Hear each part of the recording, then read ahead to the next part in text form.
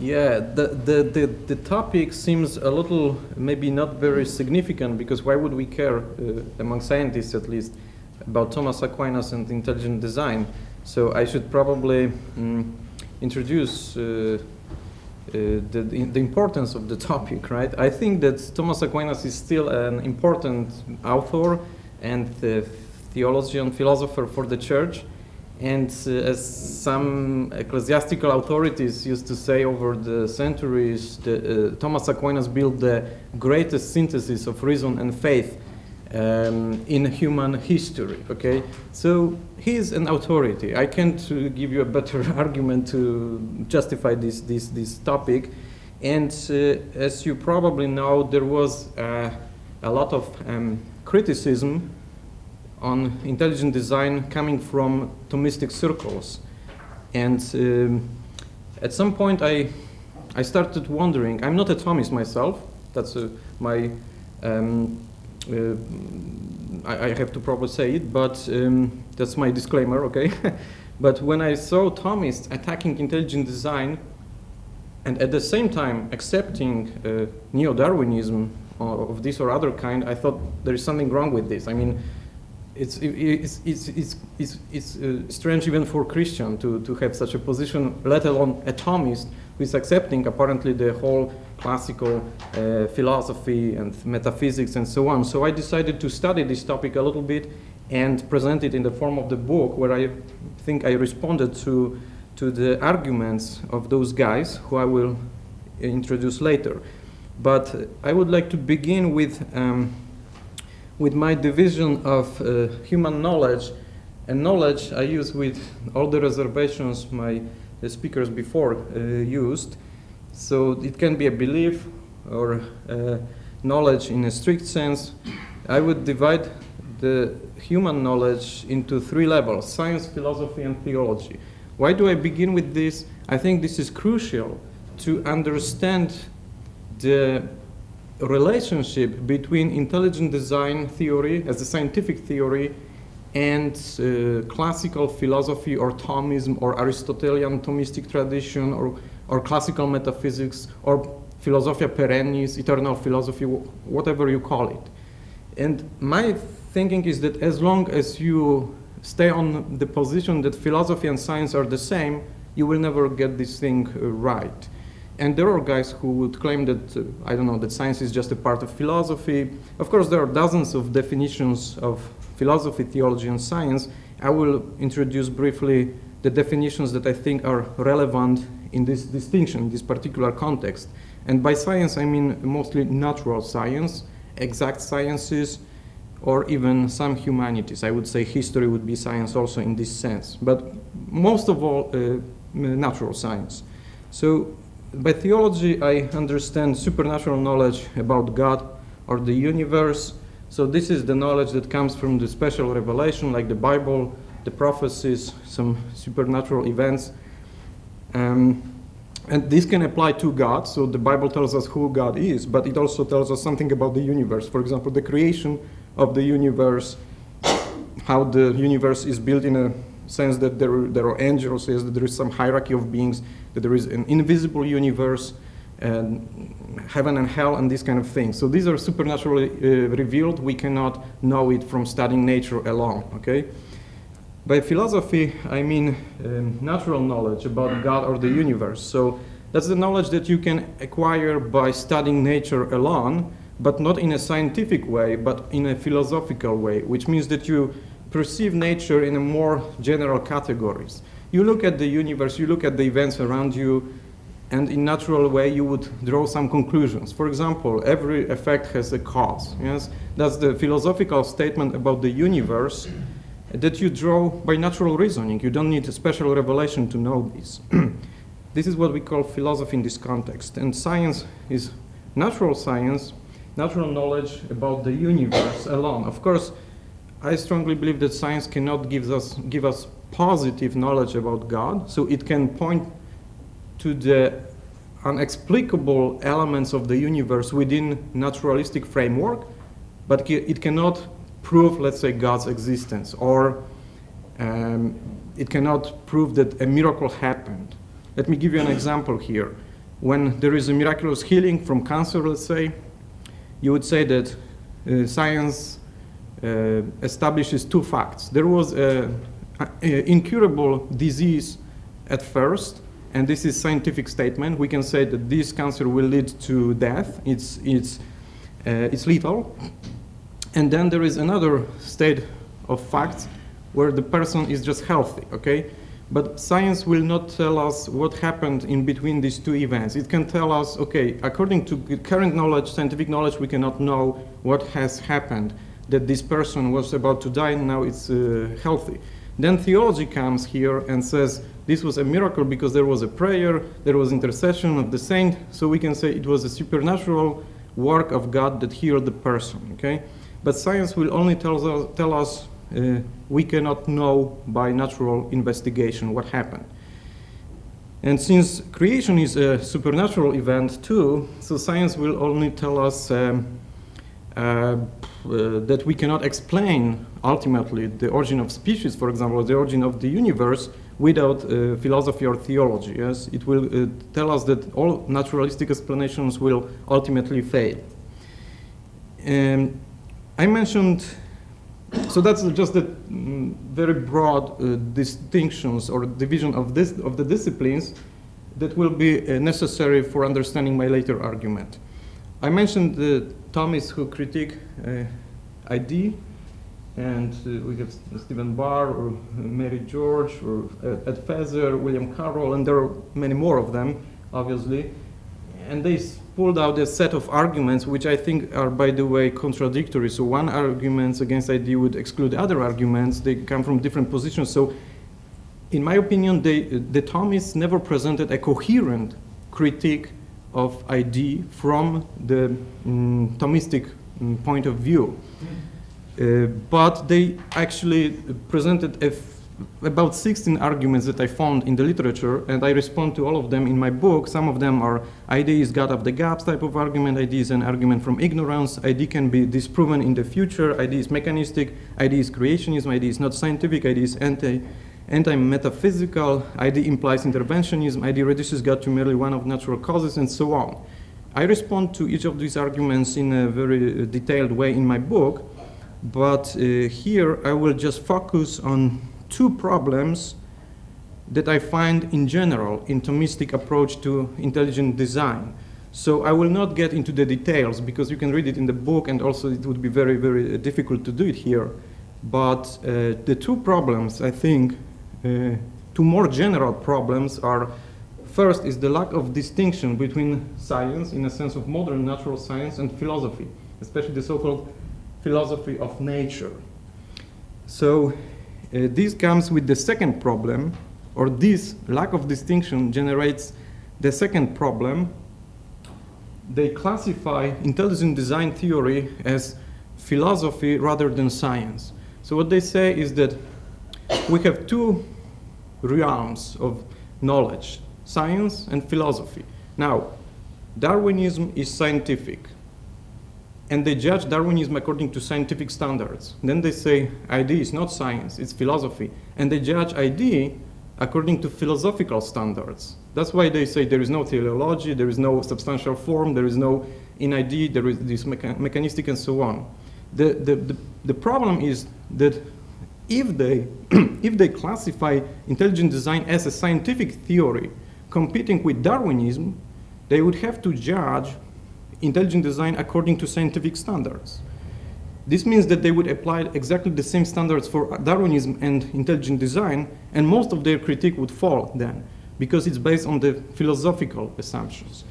So so what they get from their criticism is that ID is not a good philosophy. But I think that those who support intelligent design would say ID is not a philosophy at all. It's just a scientific theory which should be tested according to the scientific standards. Yes? So I would say these are the two root problems with the approach of the Thomists, and if they clearly distinguished science from philosophy and then placed the neo-Darwinism and intelligent design as competing theories on the level of science, especially biology, they would get it much more straight, much more right, okay? Now, I will move to an attempt to show the relationship between Thomas Aquinas and intelligent design. If we take these three disciplines, historically we had only theology and philosophy, right? Within philosophy there was something like philosophy of nature, and that was true at least until early modernity. So in fact, science wasn't distinguished from philosophy until, let's say, 1500s. What Aquinas did was to synthesize the supernatural knowledge, especially revealed in the Bible, with philosophy. That was the natural knowledge, like Aristotle's knowledge, yes? There was a question in medieval times when Aristotle's works were translated to Latin and they became popular among Christian scholars. The question was, is Aristotle compatible with our faith? Because they based their worldview on the Bible, but they had this pretty smart pagan philosopher. And as we know, Aristotle was actually condemned by some authorities at some point. And Aquinas asked, can we make a synthesis between natural knowledge about the universe, philosophy, and theology? And he built this great synthesis when he used the principles of Aristotle in order to build up the Christian dogma, as to explain Christian dogmas. That was his synthesis. Reason and faith, natural and supernatural knowledge. How to reconcile these two, and Aquinas is the one who shows this. I think intelligent design, properly understood, is trying to show the connection between modern science, which is mostly natural science, and philosophy, classical philosophy. How to reconcile a scientific theory with scientific data, yes? So we have a bunch of data, we have a lot of data, and the question is neo-Darwinism compatible with the data? And it turns out that in many cases it's not. So we need an alternative theory, which is intelligent design, right? And how to reconcile science with philosophy, which means that these three realms are not completely separate. I think everybody would agree that there are overlapping areas. And it's a truism to say that theology must be open to philosophy and philosophy to science, and science should be open to philosophy. But as one of the speakers showed, that contemporary science is very often closed up completely to philosophy. So I think intelligent design is one way to open it up, not moving it into, it's not that intelligent design is moving to philosophy, but it's opening science to some philosophical questions that are important and should not be excluded from human knowledge or human reflection on reality. The classic Christian position is the concept of the two books, where we have science that is natural knowledge about the universe and revealed knowledge, theology or the Bible. So the two books, one book is nature, another book is in the Bible, and they cannot be contradictory, right? I think that's an axiom for Christianity, because we believe that both books are written by God, and both books has to be read by humans in order to have a complete picture of reality. Yes, so you need to read the Bible and read the nature simultaneously. That's an obvious statement, I think, for Christians, but I can show it in Fifth Lateran Council in 1513. Actually established this true as a let's say solemn teaching or some kind of Catholic doctrine. Since truth cannot contradict truth, we define that every statement contrary to the enlightened truth of the faith is totally false, and we strictly forbid teaching otherwise to be permitted. Of course, this works the other way around. So if a theological statement would be contrary to the statement of natural science or philosophical, sound philosophy, then it would be a heresy, right? We could judge it by this. So I could give you some examples, but I will not get into it because this will be too long and open too many other issues. So the concept of two books was repeated by many authorities in the church over the centuries. Most recently, John Paul II in 1996 repeated this statement that truth cannot contradict truth. So we have one source of truth that is revealed in many different ways, okay? Now I'm moving to something more specific, Aquinas and intelligent design. So first of all, I don't think we can find intelligent design in a modern sense in Aquinas, so in a strict sense that we are discussing here. Of course, you have intelligent design in a broad sense, like the general reasoning that the universe will point to design. That's classical, not only Christian, but pre-Christian, you know, Aristotelian, Plato statement, Platonic statement. All classic philosophers would say that there is some rationality in the universe that point to the designer, to the author, to the first cause, however you call it.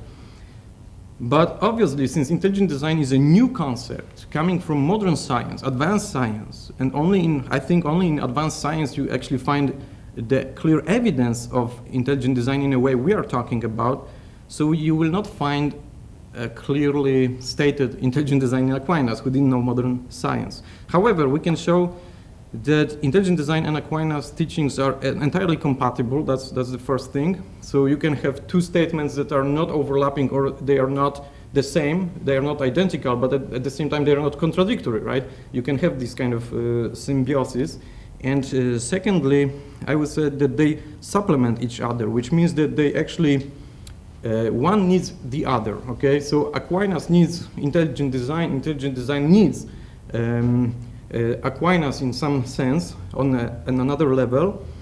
And so to have the full picture, we need to employ intelligent design and classical metaphysics to have the truth, yes, to be closer to the truth or to understand the reality, however you call it. One way to do it, to show that they are compatible and supplementary, is by comparing design argument and design inference. I'm saying it's one way because we could do the same with for example, with irreducible complexity. Could do the same. Fine-tuning, so design argument and fine-tuning could be here, yes. Design argument and irreducible complexity.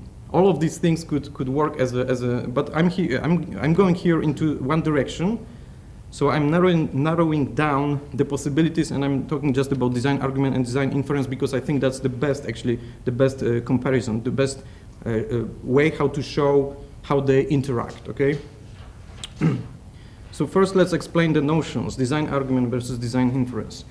Design argument is this classical thinking, classical reasoning that can be presented. One way to present it is the kind of syllogism that I'm presenting here. I'm not claiming that that's the only way you can present it or that's the best way. I'm just saying that's one of the possible ways to present it. Everything that is designed must have a designer.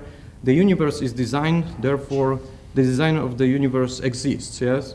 And we can see it in Aquinas, in Aristotle, in Plato, in many other classical philosophers.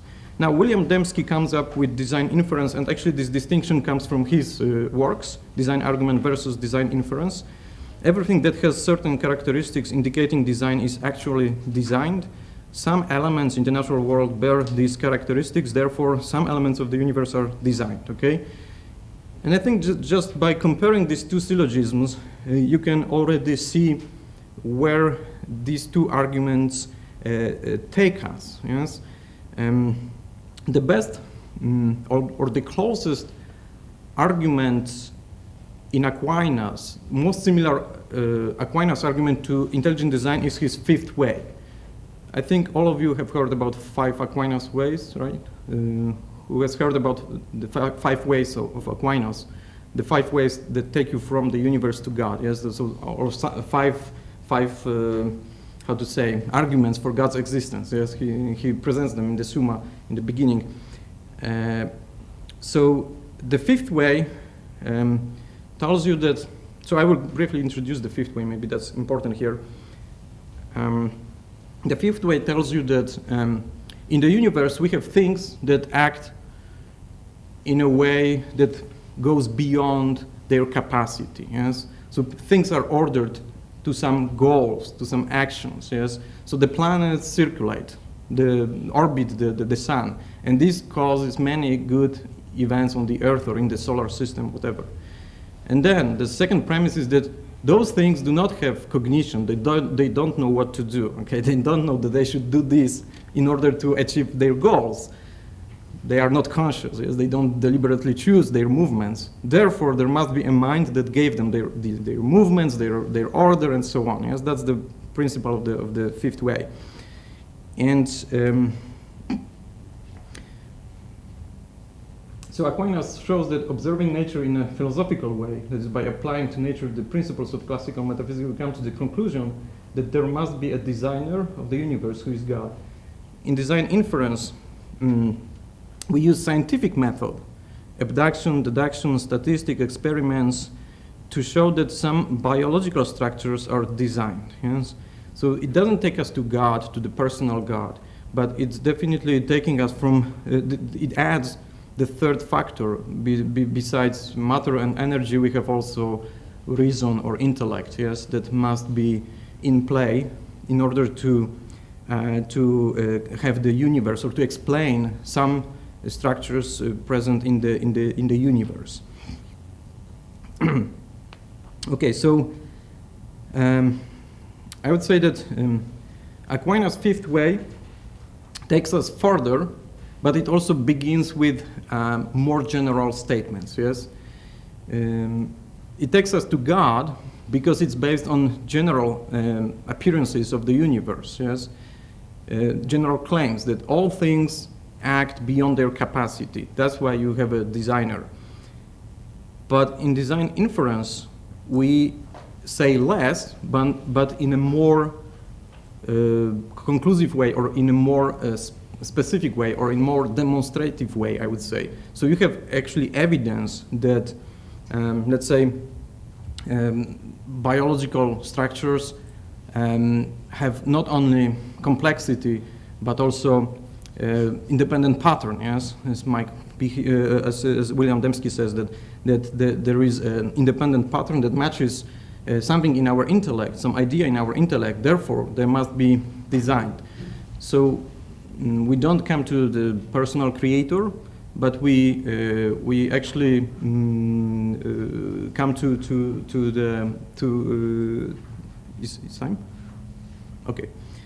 So I think that's a clear difference. And now the summary, the three levels of human knowledge. After we got through these preliminary divisions, I would say that again, if we take the three levels, theology, philosophy, and science, within those levels or realms of human knowledge, we can find particular disciplines. Yes, like in theology, we can speak about the Deo Uno et Trino, treatise about God, or Christology, or sacramentology, yes, Mariology. These are the disciplines within, particular disciplines within theology. Yes, you can speak about biblical scholarship. You know, this is all. So it narrows down. Yes, this is one example. This is one example. In philosophy, we have philosophy of mind, we have ethics, we have philosophy of being, and natural theology, physical theology. Yes, that's one of these. So it's a natural argument for God's existence, like the one that I presented, like the fifth way. But then in science, one of the theories is the theory of intelligent design. You obviously have tons of theories in science, but this is one of them. Yes, and within particular disciplines, we have particular concepts like God's existence as stated in the Bible, natural theology, design argument, the fifth way. Yes. And in theory of intelligent design, we have design inference, but we have also irreducible complexity, we have other stuff. So these are particular concepts within these disciplines. And I would claim that we can build a new order of dependence, and that's a really new thing, I would say, because that's a classical statement. Regina Scientiarum, the queen of sciences, theology for centuries was called a queen of sciences. That was considered the highest of all sciences. Then Ancilla Theologia, so that's an expression that today's philosophers don't like it very much because it's it kind of suggests that the philosophy is only to serve theology. But I think it's not about the service, but it's more about the order of dependence. Yes, but anyways. So I would say that in a way we can put intelligent design as the server of Ancilla, so the servant of the servant. So there would be some kind of order of dependence that opens up science to philosophy, philosophy to theology, and the other way around, yes, top down. And in this way we have complete order of the disciplines. And this is all to show how Aquinas, that would be here, is compatible with intelligent design, which is here, right? So we have this kind of entire picture that gives us some kind of synthesis. And yeah, and that's how I see it, okay? That's it.